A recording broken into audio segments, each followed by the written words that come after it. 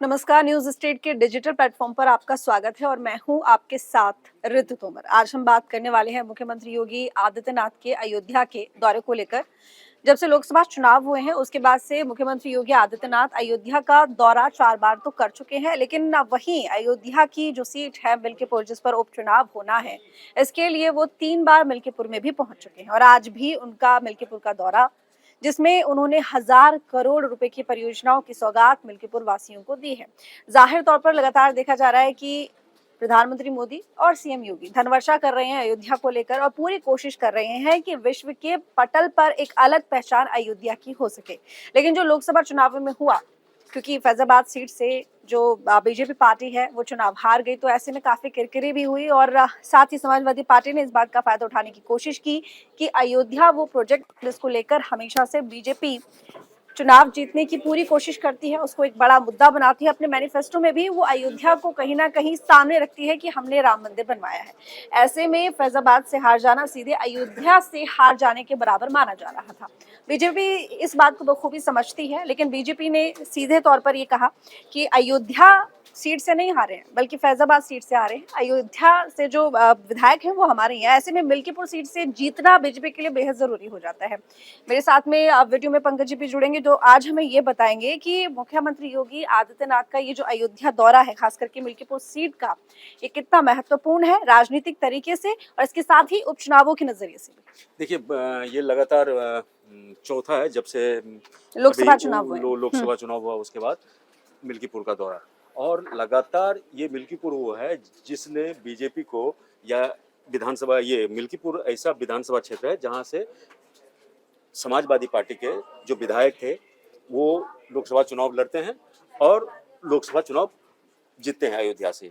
तो अयोध्या सीट से समाजवादी पार्टी का लोकसभा चुनाव के लिए चुना जाना, और वो उस समय चुना जाना जब कि अयोध्या में राम मंदिर का निर्माण हुआ है, जो बीजेपी का कभी, या बीजेपी के हिंदुत्व के का जो मॉडल है उसका मेन वो थीम है। तो अगर उस अयोध्या से हारने के बाद बीजेपी को बहुत बड़ा जख्म लगा है।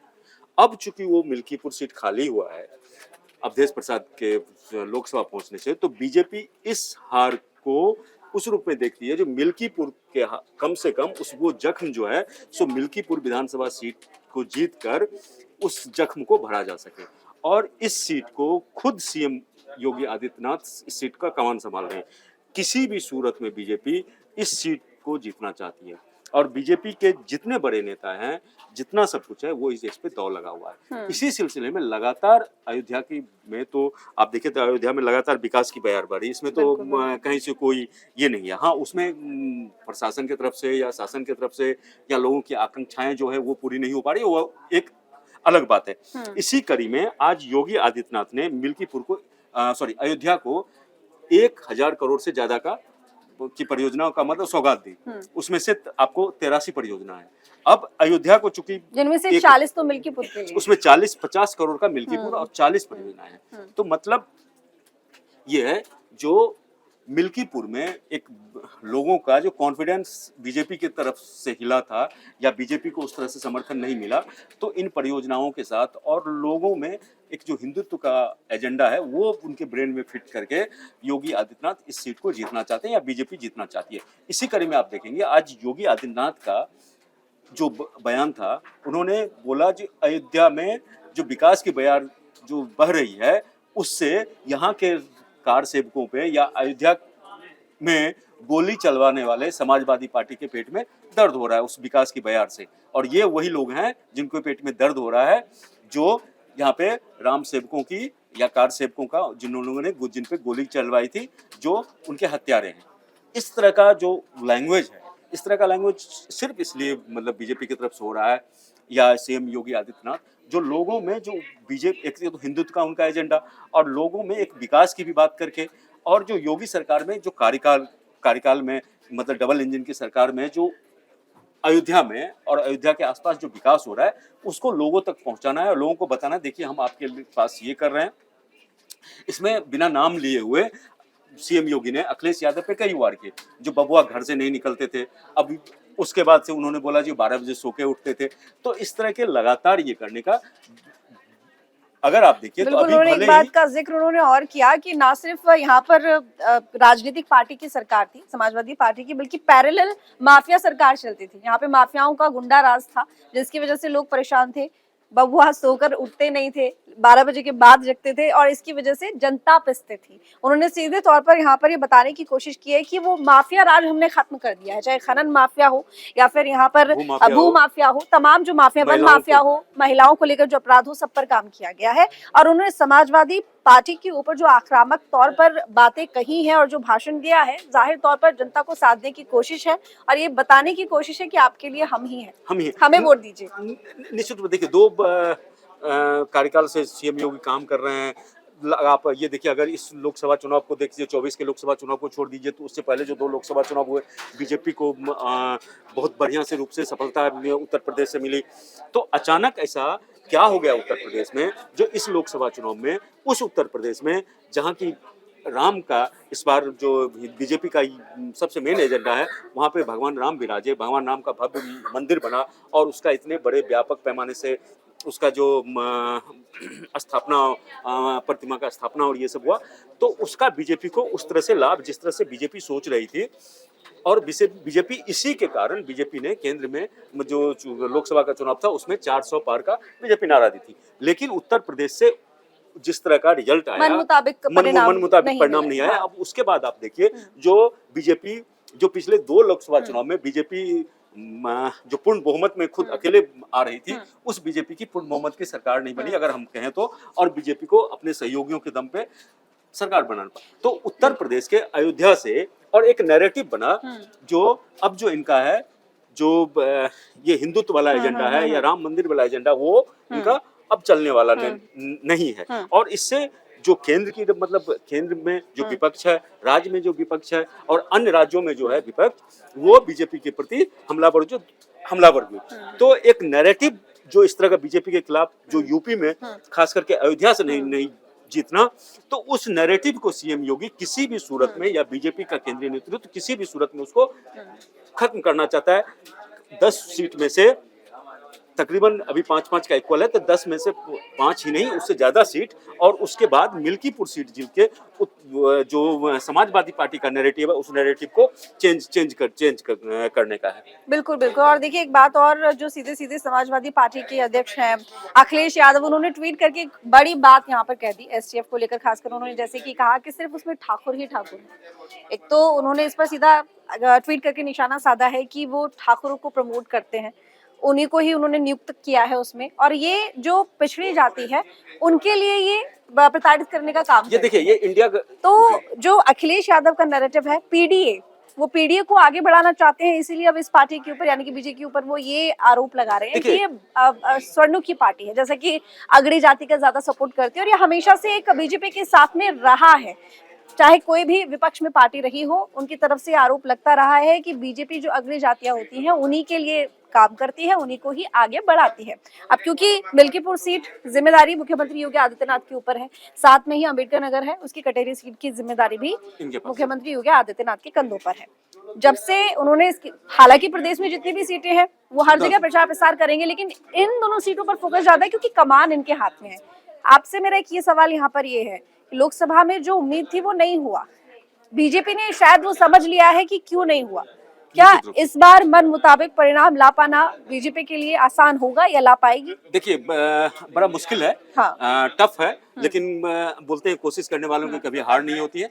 तो उसी थीम पे सीएम योगी भी काम कर रहे हैं, उसी पे अखिलेश यादव भी आप काम कर रहे हैं। और एक एक सीट में क्या पार्टी का वहाँ पॉजिटिव एस्पेक्ट्स है, क्या पार्टी की मजबूती है, क्या पार्टी की वहाँ कमजोरी है, और कौन आपका वहाँ से क्षेत्र से कौन लड़ेगा, क्या स्थानीय मुद्दे हैं। तो इन सभी चीजों को लेके दोनों, ना ही कि अखिलेश यादव मतलब सीएम योगी और अखिलेश यादव दोनों, मतलब बीजेपी और समाजवादी पार्टी दोनों, जो इसका है, ये जो चुनाव है उनके लिए आत्मसम्मान की लड़ाई है, उनके लिए अपने 2024 का जो आपका लोक विधानसभा चुनाव है उसकी तैयारी का सेमीफाइनल है।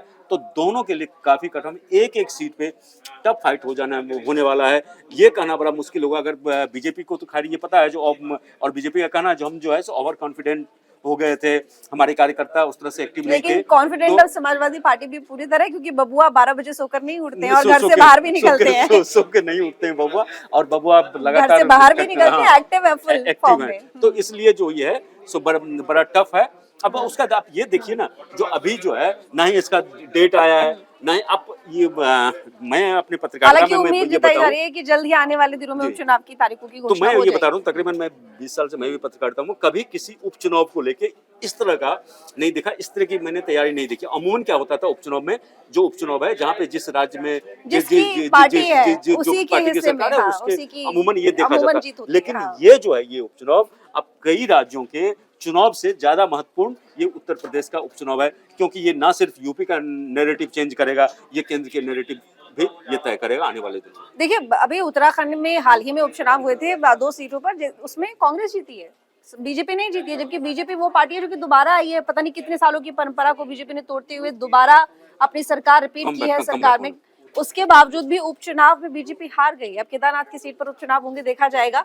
लेकिन ये एक बड़ा सबक है बीजेपी के लिए। जरूरी नहीं है कि अगर आप सत्ता में हैं तो उपचुनाव में आप ही जीतोगे। और खास करके अगर उत्तर प्रदेश की बात करें तो यहाँ तो कुछ भी हो सकता है। जातीय समीकरण और जनता का रुख किस तरफ है। बिल्कुल, जनता जाग चुकी है। जनता बहुत ही इंटेलिजेंट है। जनता ये तय करती है उसके लिए क्या मुद्दे हैं, क्या उसके लिए फायदेमंद है। हाँ, ये दिगर बात है जो कई बार इन चीजों पे जो जातीय और ये जो होता है समीकरण होता है, क्षेत्रीय और जातीय समीकरण के तहत भी लोग प्रभावित हो जाते हैं।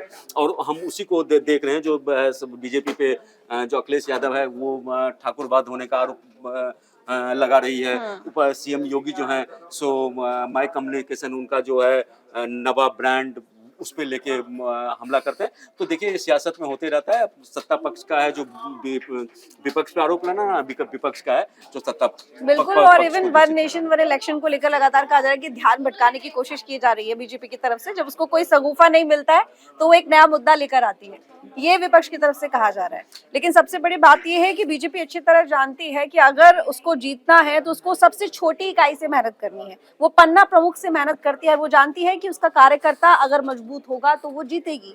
उनकी तरफ से सर्वे हुआ लोकसभा चुनावों में हारने के सीटें कम आने के बाद में, तो ये बात सामने आई कि कार्यकर्ताओं से जो तालमेल है, समन्वय है, वो बड़े नेताओं का ठीक नहीं था। कुछ नाराजगी भी थी। बड़े नेताओं की जनता के बीच में पैठ कम थी, क्योंकि मंत्री बन गए थे तो कहीं ना कहीं थोड़ा घमंड आ गया था, तो जनता से 1 to 1 बातचीत कम थी। एक बड़े पॉइंट्स के रूप में ये बाहर आया, जिसकी वजह से नुकसान लोकसभा चुनाव में हुआ।